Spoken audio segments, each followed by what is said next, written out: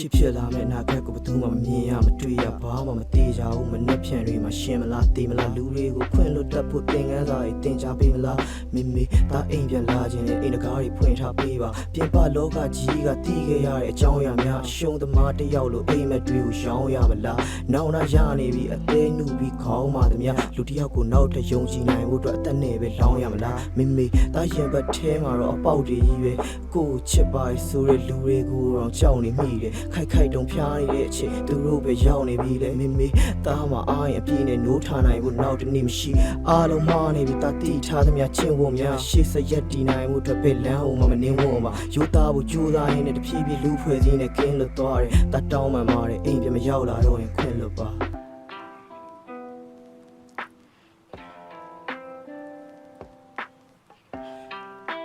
ကဲတော့တက်ရှင်ရမလို့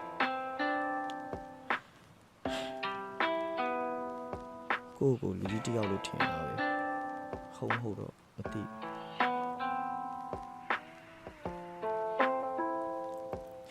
လူတွေကရက်ဆက်တဲ့မိမိဒီကြောက်စရာလမ်းခရီးတဲ့ဒီမှာစိတ်ထန်ရာတွေကလွဲပြီးဘာမှမဖမ်းမိခဲ့သူပင်မဲ့အသက်ရှင်ခဲ့ရတဲ့ကလေးတယောက်ကိုလွမ်းမိခဲ့ပြီးတော့အိမ်မဆိုးတွေကြုံလာတိုင်းတနက်ကိုပဲစမ်းမိခဲ့ကိုမေးကုန်းလေးမေးပြီးဖြစ်မရှိလို့ခက်တွေ့ရသမျှစိတ်လုံးကြုံမှုပေးနိုင်တဲ့လူတွေနဲ့ထပ်တွေ့ရမလားဘာဒိတ်ပဲရှိလေဒီရွယ်ဒီအသက်ရှိလာသမျှဘဝသားတည်တဲ့အတိုင်းဆိုမတိတ်နိုင်နဲ့မျက်ရည်စားများရက်ရှိလာများပျောက်ဆုံးသွားရင်ဘယ်သူတွေများဒီနေရာမှာလဲလူတွေကမေမေလို့မဟုတ်ကိုအတွက်ကိုချီကြတာပဲအိမ်ရထွက်လာပြီးဘဝရဲ့အဓိပ္ပာယ်ကိုအမိရရှာခဲ့ဆုံးရှုံးမှုတွေကလွှဲရင်ဘာမှမသိရတာတကယ်အားလုံးတော့မကြခင်ဒီအဖြစ်သားကိုဖျားသခင်ဆင်းချွတ်မလားဘဝမှာဖြစ်ချင်တဲ့ဆန္ဒမှန်သမျှကိုတင်းကိုထားတယ်မြတ်တာတူတွေရဲ့ချီမိုးအောက်မှာအတင်းဝတ်တွားခဲ့မိမိအိမ်တကားကိုဖွင့်ထားပြီးတော့တောက်ခွင့်လို့ပါ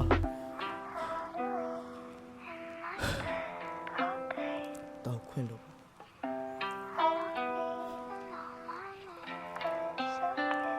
ဒါပဲပြောနိုင်တော့တောင်း